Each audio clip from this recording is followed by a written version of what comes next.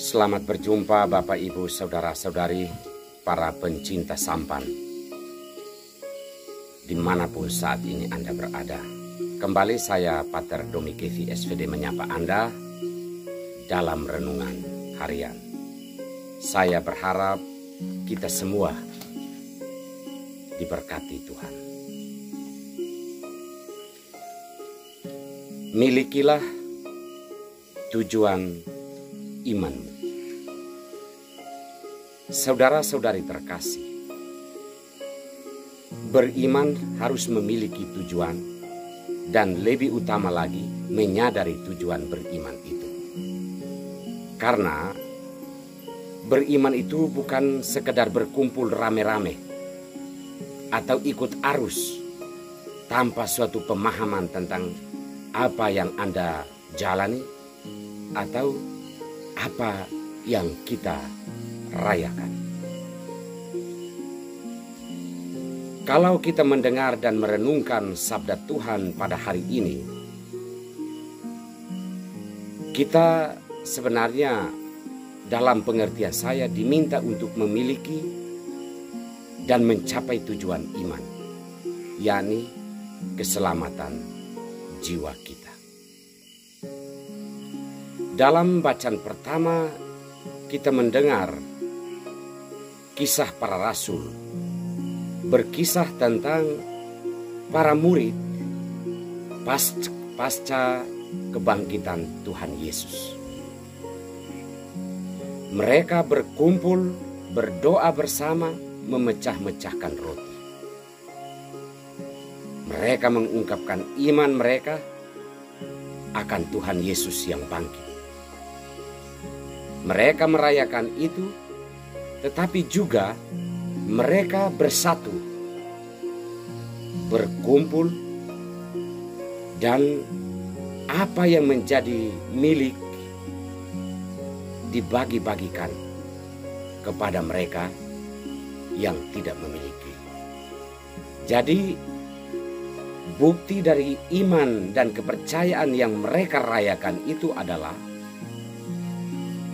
tidak ada orang yang kekurangan, sementara orang lain berkelebihan. Mungkin salah satu tujuan beriman kita adalah bersatu. Tetapi bersatu yang dimaksud itu bukan kumpulan, tetapi orang-orang yang tertampung di dalam satu rahim kehidupan, melahirkan kehidupan, dan semua orang bisa merasakan kehidupan di dalam rahim persekutuan itu. Itu dalam kisah para rasul dalam bacaan pertama. Dalam bacaan Injil, Yesus hadir di tengah-tengah menampakkan diri kepada para murid yang sedang ketakutan dan mengunci diri di dalam ruangan-ruangan yang tertutup. Yesus hadir dan meyakinkan mereka, terutama memberikan pengharapan kepada mereka bahwa Ia sungguh telah bangkit. Hati mereka yang gundah gulana diteguhkan dengan salam damai sejahtera.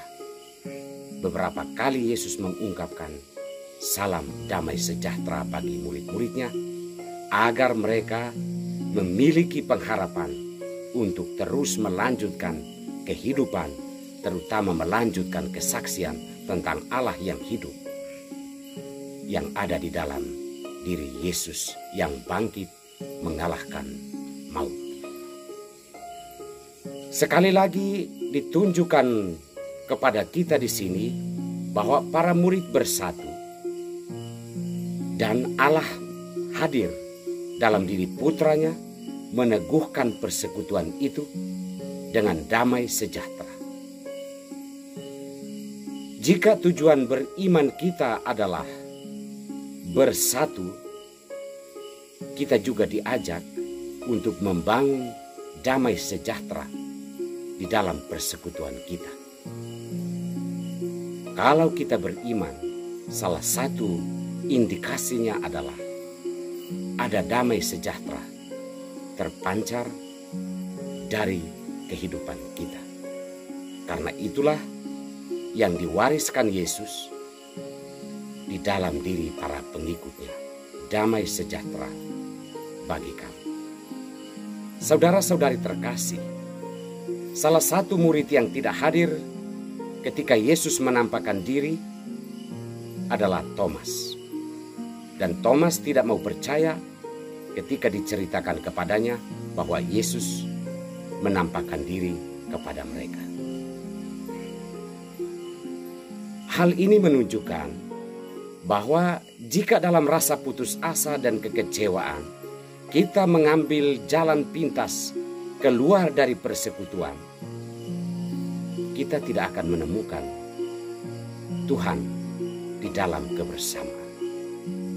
Sekalipun orang meyakinkan kita tentang Tuhan yang meneguhkan, yang menampung kita semua di dalam rahim kehidupannya, kita tidak akan percaya karena kita mengeluarkan diri dari persekutuan itu. Bapak, Ibu, saudara-saudari terkasih, Petrus dalam suratnya yang pertama dalam bacaan kedua hari ini mengatakan bahwa para pengikut Kristus yang telah percaya harus bergembira karena mereka telah mencapai tujuan iman mereka, yakni keselamatan jiwa. Pada akhirnya, kita harus menyadari bahwa tujuan dari iman kita adalah mencapai keselamatan jiwa yang kita usahakan melalui persekutuan atau persatuan dengan Tuhan, persatuan dengan sesama, memecahkan roti dan membagi-bagi rezeki bagi sesama, agar kehidupan dialami oleh setiap orang yang ada dalam persekutuan murid-murid Kristus atau orang-orang yang percaya kepada Allah. Maka saudara-saudari terkasih, jika Anda adalah orang beriman atau menegaskan diri sebagai orang beriman, maka sadarilah tujuan berimanmu, yakni bersatu dengan orang lain dengan tulus ikhlas, makan bersama secara tulus, hidup penuh damai sejahtera dengan sesama. Tuhan memberkati kita semua.